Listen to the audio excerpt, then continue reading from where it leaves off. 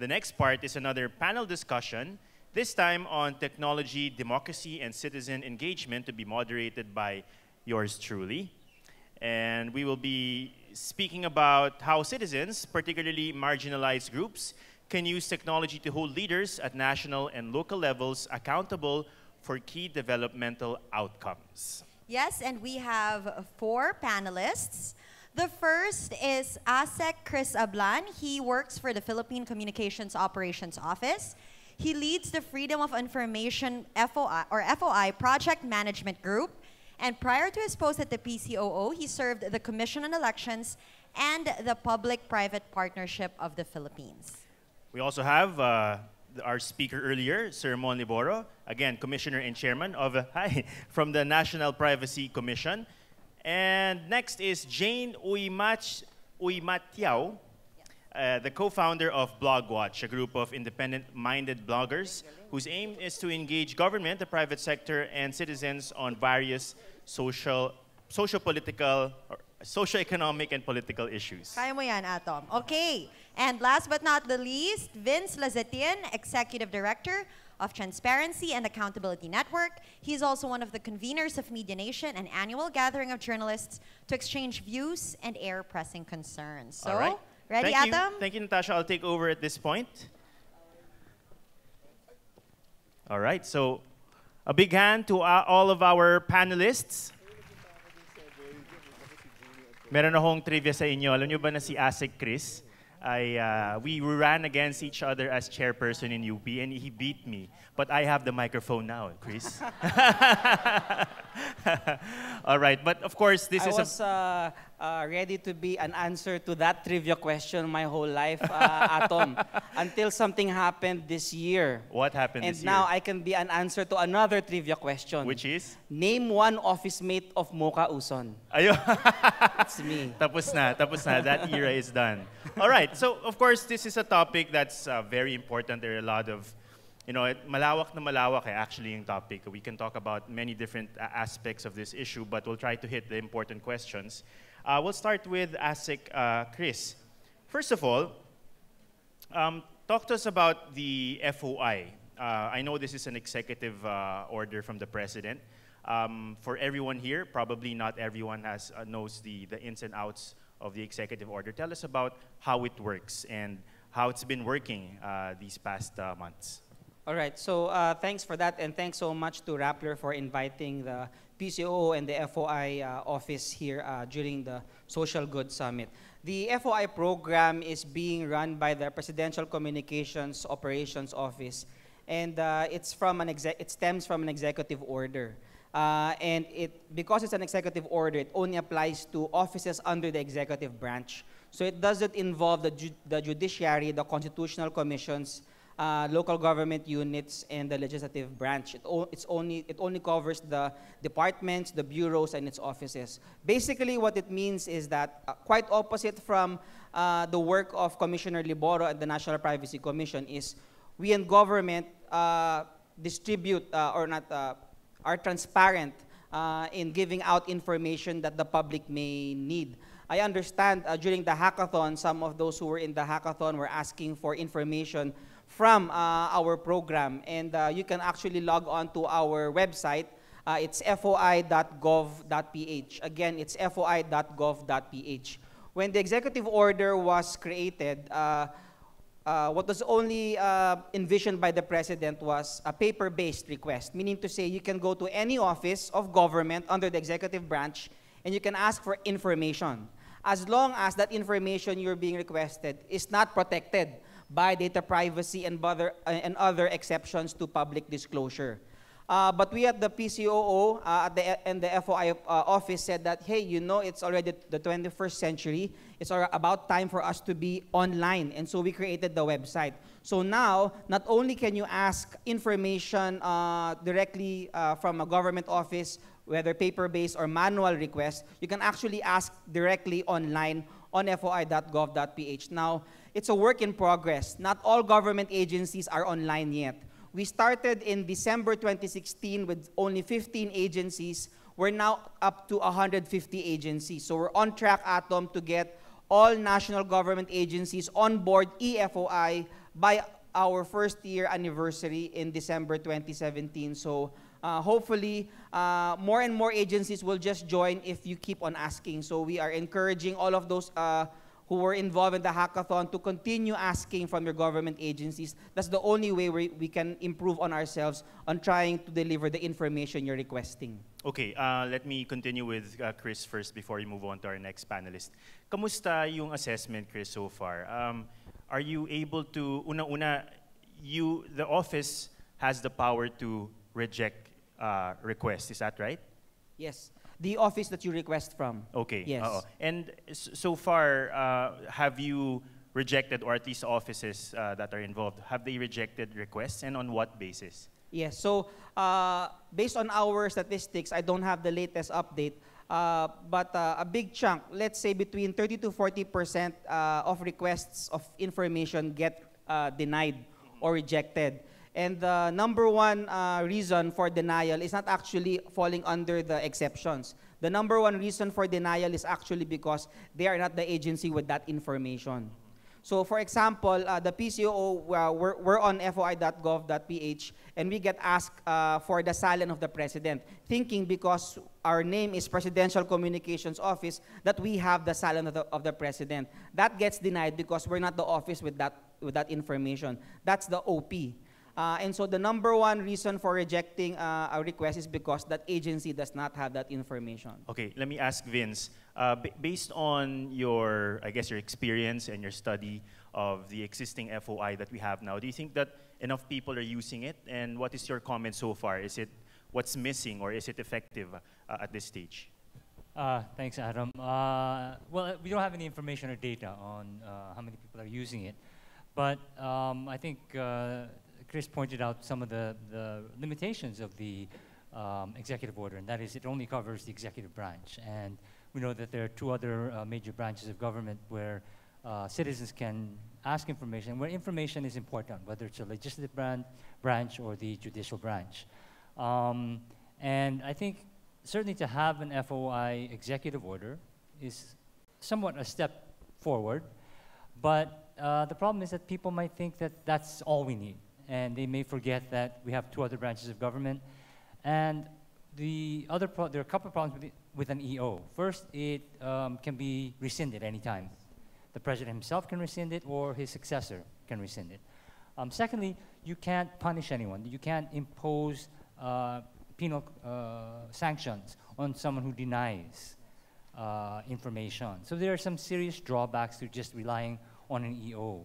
And so that we have been pushing for really a law to be passed so that it covers all branches of government, and then you can attach certain penalties for public officials who deny unlawfully information. So sure, why not a law? Is this something that the administration considers a priority measure or a priority bill, Chris? Yes, it's a priority in the PLLO and the LEDAC, but we still need to convince our legislators. We need help from Vince and everyone else, and Jane, and maybe even Commissioner Liboro, to really push for a law, because as Vince mentioned, the executive order, although a step towards the right direction, is still not, is very weak compared to a law. So we need all of your help to call on our congressmen and senators to pass an FOI law. Right. Pero Chris, alam mo naman, we go way back, so I can be candid with you. Our congressmen, they can actually, take the cue from the president, right? Na parang sabihin niya ni president, this is what I want to do. This is the measure I want to pass. Can he be more assertive when it comes to, getting legislation for the Freedom of Information Bill? Yes, he can. No? So in the last SONA, in 2016, he did talk about FOI, and then he did sign the executive order. And hopefully this year, Atom, hopefully when we hold our FOI summit in December, the president will be able to push for the passage of an FOI law. Okay, let me ask our two other panelists what they think about this whole issue of the freedom of information, and siguro discuss it within the parameters of your respective responsibilities. For example, sa inyo, privacy, yeah, sa privacy, how does it match up with siguro that two issue? points that I wish to raise here. First, there's no contradiction dapat between freedom of information and the right to privacy. Nakita niyo kanina yung binabalance namin doon. Because again, yung freedom of information, dapat synergistic sila eh, no? Dapat nagko-complement sila sa isa't isa. Ang pinangangalagaan lang natin sa data privacy is the individual personal information of persons. For example, in the SALN, at siya nga pala, nag-uusap kami madalas ng PCO when it comes to executing this. No? So marami dito sa challenges na ito, learning pa rin tayo. No? Isa tayo sa pinakabata ho na nagkaroon ng pinaka-recent nagkaroon ng data privacy law and also FOI. So pretty nascent pa ito sa atin. So mapat maintindihan po natin ito. No? Hindi ho madali mag-execute ng ganito worldwide sa karanasan po ng iba. So nag-uusap po kami, for example, in the case of SALN. No? Yung SALN po yan, yung form na yan, dinat na ho namin dyan. Mga 40 years na yatang ganun yun. So ang aming napagkaisan together with the Civil Service Commission, panahon na para i-review yung napakarami po nating government forms. No? Hindi lang ho SALN, pati lahat ho. Kasi yung talagang gobyerno po, alam nyo, guilty kami dyan, may sakit ho kaming submissionitis tsaka collectivitis, no? So, ina-require po na. So, kailangan i-review na ho yan kasi tulad ng pinasabi ko kanina, pag pumapasok ho tayo with this digital society, di ho ba? Tinatanggal nga ho natin yung mga middleman eh. Yan ho yung effect ng technology sa atin eh. Tinatanggal niyo yung middleman. Hindi sa sinasabi namin tatanggalin namin ng empleyado at employees ng government. Pero pag nilabas na ho namin yan sa inyo, wala na yung middleman dyan, yung responsibilidad ng impormasyon na yon, nasa gobyerno at nandun din sa inyo. No? So, marami pong issues dito. No? So, for example, when we suggest na i-redact natin yung some of the items that are personal, it is not censorship. Ang consideration namin dyan is really security.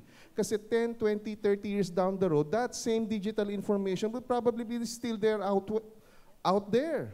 No, so yun po yung aming pinangangalagaan lang dito. No, so walang contradiction. Pangalawa, yun po, hindi ho dapat, ito pong yung rights po natin sa pareho, hindi ho absolute. No? Walang absolute right to information and there's no absolute right to privacy. It's really a balancing thing. And pag ho nakikita nyo na parang it's always a struggle, but we try to resolve it in a manner that is consistent with law. Okay, Jane, do you have any experience with actually asking for information using the FOI? Just curious, para alam natin meron tayong feedback mechanism as part of BlogWatch. Or do you know anyone who has tried using the mechanism? Yes, actually sa BlogWatch, si Noemi already tried, Noemi Dada already tried to get some information. I think just recently she got the information, pero medyo kulang-kulang pa. So, ang reaction ko lang kasi dito sa FOI, again, we have already been involved with citizen engagement since 2009. So, naabutan namin yung past administration whose promise was also to push and to implement an FOI law. Pero in the middle of the 6 years, medyo nagbago na yung ihip ng hangin. And we were actually pushing for President Aquino at that time to certify it as urgent because we knew that the moment it's certified as urgent, Congress can easily get it. Oo, yeah, mabilis we yan. all know that, yeah. So, I would think that with the kind of composition that we have in Congress now, I don't think it's going to be very difficult for the President to certify it as urgent if he really wants that FOI to pass into law. Well, to the credit of the Duterte administration, this is the second executive order, if I'm not mistaken, of President Digong. So there's that, hindi ba? Like the past 6 years of the previous administration, we were hopeful that the FOI would pass, but unfortunately, it fell apart at the very end. So I guess for ordinary individuals, do you think that enough na yung tool set nila to get the information that they need? Vince talked to us about the obvious limitations of having an executive order, but with the existing executive order, if we just want to get information, let's say from the executive, is it already enough and is it already functioning well? Let me ask Vince, yeah.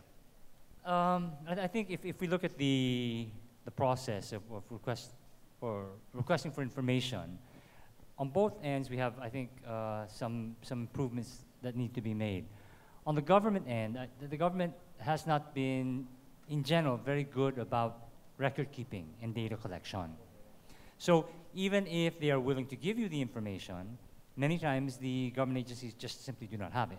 So for example, if you go to the MMDA and you ask them, oh, what are the statistics of cars that crash into your orange barriers? Well, you probably won't get that because, not because they don't want to give it to you, but because they don't have it. On the other end, on the requesting side, we also have a lot of training and capacity building to do with the citizens. A lot of times citizens don't realize that they have this right, they don't know how to use this right, they don't know how it can benefit them. So on both ends of that request process, I think we need to really improve and work on. Right. So, ASEC Chris, bakit ba importante ang FOI? What can we achieve by getting this kind of information? And can we really hold into account government officials by having this kind of information available to the public on key developmental outcomes? Yes, so FOI has many purpose. No? So the primary purpose for FOI is to hold government accountable. No, that's how other FOI programs were born in other countries, because journalists, students, academicians used FOI to really get information about expenses of their members of parliament, contracts entered into by their government. So you're holding government accountable and you force them to be transparent. But that's one purpose. But FOI is more than that, Atom. FOI can lead Filipinos to make better decisions, informed decisions. For example, in India, we found out that FOI was pushed not by the journalist, but rather the civil rights movement, the marginalized and the poor. They used FOI to ask from their Department of Social Welfare for what are the requirements to get their conditional cash transfer. They asked for information about requirements to be a scholar under the scholarship program of their education department. So FOI is not just for journalists. FOI is also for the everyday Filipino. You can get information from government that would make you, that would give you an informed choice and make better decisions in life. What are the situations where you would have the right, or an office would have the right to refuse information? Ano ba yung mga legitimate reasons dyan na sabihin, I want this certain information, halimbawa, why would they be refused, if ever? All right, so that's a good question because that leads up to the exceptions. And I'd just like to share, Atom, and everyone here in the auditorium, that there is no freedom of information program, there is no access to information program, no right to information program all over the world that is absolute. There are exceptions. Number one there is national security. So some information you cannot really get because you have to protect national security. You cannot go up to the DND or AFP and ask for the troop movement tomorrow in Marawi. Otherwise, you put the lives of our soldiers in danger. Another exception would be data privacy, the private information of government officers. Commissioner Liboro was mentioning earlier that there has to be certain fields in our SALN that need to be redacted and should not be exposed or disclosed to the public. What types of information? The names of our unmarried minor children. It is a requirement of the SALN form from the civil service, and the only reason for having that is just to prove that your children don't have any business interest. Other than that, you don't have to know the name of my minor children because they made exposure of those names and their ages might endanger their lives. So those are their exceptions. Now, how do we, the Philippines, compare to other countries? We in terms of exceptions, more or less the same. We have 9 categories of exceptions. Australia has 9, the US has 10. And more or less, they are the same. Data privacy, national security, protection of persons, confidential information by reason of official capacity, bank and secrecy laws, records of proceedings, those things. So there are exceptions, but we're hopeful to have an FOI law in order for us to take away exceptions that we do not feel should be exempted. At this point, can we challenge that? Halimbawa, if we get denied, and then we say, I don't think this is an issue of national security. Is there a mechanism by which we can appeal so that we can get access to the information that we need? Yes, so those who ask actually can appeal. If your request gets denied, you can actually appeal following your agency's FOI procedure. And And like what Vince mentioned earlier and Jane mentioned earlier, there's still a need to capacitate not only government agencies, but also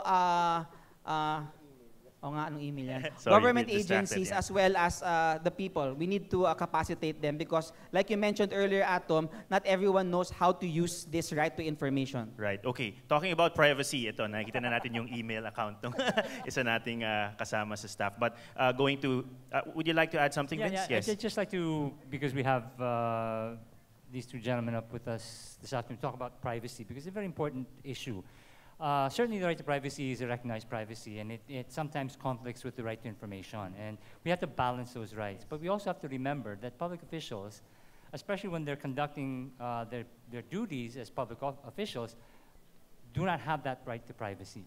So when a public official makes a decision, how that person, how that individual arrived at that decision that decision is subject to a freedom of information request. You can ask, how did you make that decision? What was the basis for that decision, etc. Of course, as Mon pointed out, the names of the unmarried children, etc. We recognize that as something that should be kept private for security reasons and all of that. But we also should remember that the public officials enjoy a lower bar of privacy, especially in their public lives. So I have heard the president on numerous occasions say that he is not accountable to anyone for the decisions he makes. Well, I will stand up and protest because he is accountable for all the public decisions that he makes. Who he decides to sleep with at night is not my concern. But when he makes a decision about martial law, about whatever, these are things that we can question him on and any public official on. And it's not covered by the data privacy, and it's not covered by the exception in the freedom of information. Right. I mean, famously, people are entitled to know about the status of the health of the president, right? That's one of the things that you lose when you become a president, unfortunately. But you know, we have to know if the president is really fit to govern. But let me ask Mon. Siguro going beyond FOI, but privacy in general and how it may be contradictory to public interest at certain times. Let me make a specific example kasi I think baka may mga makarelate dito. Sometimes when you lose your cell phone and then you ask for location information from the telco, usually they will refuse you based on issues of privacy. How do we kind of strike the balance? Because sometimes it's, you know, parang nakaka-frustrate eh. Actually, that happened to me. Parang, my cell phone is walking away from me as we speak. And it's so easy to know. You can triangulate based on, you know, you don't even need internet data. You can just triangulate based on the position of the towers. Paano yun? How do we strike that balance? Kasi that's one easy example, but there are many others. All right. Yung pong privacy kasi, to be implemented, no? There are two regulators who talaga. Hindi lang ho public regulator, hindi lang kami. Also private sector. Kanina sinabagin ko nga sa inyo, dati ho yung araw, when we frame even the Constitution, that was with the assumption na gobyerno lang ang may hawak ng data. Siya lang ang may kapangyarihan. Pero dahil nga ho sa teknolohiya, nagbago na yun. So even nga yung telephone company mo, alam na niya ngayon kung nasaan ka at saan ka nagpunta, yung digital crumbs na sinasabi, sila ho ang nagwawalis niya, no? At tinatago po nila yan. So again, no, unang-una dito kapag yung awareness mo dun sa bagay na yun, for example, yung right to have access to your own information, you can invoke that atom, no? I have, ano man, hindi man telco, meron ka impormasyon sa akin na nakuha mo dahil pumasok ako dun sa isang portal mo, meron ka impormasyon, meron ho kayong karapatan para magkaroon ng access po doon. At makakuha ng kopya. Kung kinakailangan, karapatan mo yon, no? So pwede mong sulatan yung telco mo. Gusto ko malaman itong pinuntahan ng akin. Huwag mo lang alamin yung ibang tao, iba na yon. Patunayan no? mo lang na Pero sa'yo yung sa yun, sarili mo, ako yan, at gusto ko malaman itong particular data na hawak ninyo tungkol sa akin. No? Pag hindi nila naibigay yan sa iyo, sa isang paraan na dapat reasonable naman, maaari ka magreklamo sa. So unang-una po yan, puntahan mo kung sino yung nag-collecta ng information sa'yo. Yun ho yung logic namin kung bakit po kami nagsasagawa ng mga Data Protection Officer Summit kasi mandando na po sa mga kumpanya, lalong-lalo na po dun sa mga malalaki with 250 employees and above, and also those who process sensitive personal information, which location data is also quite a very sensitive information, to mag-register po sa amin at sabihin kung sino yung kanilang Data Protection Officer precisely dahil sa mga kasong ganyan. Kasi kung meron kang kailangan na tingin mo doon sa 8 karapatan na enumerate natin at meron kang gusto mong i-invoke yon, pwede mo pong gawin yan sa panahon ngayon. All right. I think we just need to classify when you request information. No? If you are requesting for your information, that's called data subject access request. I'm asking for my birth records. I'm asking for my transcript of records. There is no violation of privacy there because that's your information. It breaches over to data privacy if you're asking for the information of another person. That's third-party request. If you're asking for the transcript of records of another person because he's applying for employment in your office, then we're in the gray area between protecting privacy and disclosing information. Right. Nako, third party. Mahirap yan. Let's ask the rest of our panelists. That's not a good word in any context. Let's ask the rest of our panelists their position on this seeming contradiction between public interest and privacy. One raging debate also is yung kunyari yung national ID system and also registering your SIM cards. Jane, what do you think about these issues briefly, and where do you stand in all of that? Okay. I was just at the last DPO 6 for social media and media, and we were in the group for the national ID. And actually, my own position is that the concept is good. However, it's how it's going to be implemented and how the information that's going to be put into that national ID is going to be guarded. At the moment, looking at our experience with Comelec, as a private individual, I am concerned. I am concerned that the people who are handling the national ID may not be able to safeguard the information that's going to be there. So, as far as I'm concerned, at this point in time, I am not for it. What do we need to, quick follow-up, what do you want to see before you can trust the government with that kind of information? Well, Kasi ang hirap na ngayon eh. Everything, ang hirap technology is very technical. So how do you know that they're capable? I wouldn't know yet. I think it remains to be seen. We really have to see what's going to happen in terms of, let's say, the DICT and how they plan to implement their plans, the National Broadband Plan, how all of the agencies are going to tie into that backbone, and how it's going to be safeguarded. I think we need first to reassure our people that all of these safeguards are in place before we actually implement it. Okay, Vince. Yeah, I think we're all concerned, especially after the Comelec hack. How good is government at really protecting the data that is in its hands? So I think that's a very valid concern. My other valid concern is, does government respect human and civil rights? Because if they don't respect it, then it's quite possible that a government could misuse that information. You know, you just open it up and say, oh, ano bang information kay Atom dyan? Asan ba si Atom ngayon? Di ba? And that, to me, is very dangerous. When you have a government, any government, that doesn't respect human and civil rights, when you have institutions that are weak, whether it's the judicial system or whether it's the Commission on Human Rights, that aren't able to step in and protect the individual, then that creates a very sort of Orwellian future for us. And I think this is something that I would be very, very scared about. And not because I'm a criminal or a drug user or drug pusher, but as Mon says, this is information that's private, and we are supposed to be protected under the Data Privacy Act. Okay, very quick, sorry. Yun ko Go on, lang, yeah, Atom. go ahead. No? So, yun po yung aming binubuno. No? Yung, again, balancing and upholding individual privacy rights, no, of citizens. At the same time, ensuring that there's free flow of information. Alam nyo, years back, ayaw ho ng telco yung mga SIM card registration dahil sabi nga, baka mag-stop yung uptake ng tao dun sa technology kasi it becomes a barrier No, kasi pa nag-impose ka ng ID, nag-impose ka ng ganito, baka may mga tao na hindi maka-avail nito. So, nagkakaroon naman ng exclusivity, tsaka hindi nagiging inclusive yung society. Pero yung argumento ho ngayon, I think hindi na ho gagawin ng telcos yun eh. Kasi we have 145 million, lahat ho tayo meron ng SIM card at may telepono na eh.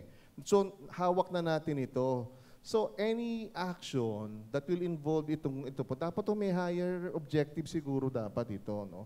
Kami po sa NPC, hindi ho kami gatekeeper kung dapat yung gawin o wag yung gagawin. Ang sinasabi lang namin dito, kung mayroong batas niyan at legal po yan, at parehas o fair no, ang paggamit po nito, gawin po ninyo, but you have to be aware of the risks. So meron kaming tinatawag na privacy risk assessment. Kailangan yung buong proyektong yan, mag-undergo niya. Makita po natin yung sinasabi ni Jane, nasabi ni Vince, ano nga ba ang risks ng meron dito? Kasi kung titingnan po, at dahil pag mataas po yung risks at maliit yung benefit, wag na ho nating ituloy. Kasi illogical yun eh. Kung mataas yung risk, mataas ang benefit, mataas din naman yung controls na kailangan mong gawin. So yung sinasabi ni Jane, patunayan nyo naman na yung controls mataas. Go natin yon. So yun ho malalaman natin scientifically. Hindi ho haka-haka. Let's come up with a really decent privacy, we call it a privacy risk assessment. Sa lahat po, ID, national ID, SIM card registration, no-call registry. Meron na ho mga ganyan dun sa Congress ngayon. So again, kami po, hindi ho namin sasabihin kaagad, no, na huwag niyong gawin ito. Kasi gobyerno po, ang assumption po natin, gumagawa ng para makabubuti sa atin. Pero pag mataas ang risko, mataas ang benepisyo, ginagyan mo ng control, again, ang warning lang dito, gusto ko address dito rin kay Vince, yung pong batas ng Data Privacy Act, hindi ho kampi sa gobyerno ito. Doble po ang penalties for government officers and officials na magbabiolate dito. Kaya yung sinasabi mo, or Vince, no, sinasabi natin na, halimbawa, may unauthorized na kumuha nitong data na ito. He's potentially facing 3 years to 7 years imprisonment and a fine of 500,000 to 4 million pesos. Sino mang intelligence officer na aabuso nito, halimbawa, mangyari ho dun sa kabilang ho ng mga intelligence agencies natin, at abusuhin ho ito. Right now ho ngayon, kung meron ng illegally magbabiolate, no, ng ating anti-wiretapping law, halimbawa, and unauthorized, kinuha nila yung data ninyo at mahalaman po natin yan, mareklamo nyo ho sa amin yan, kung sino man ho yun.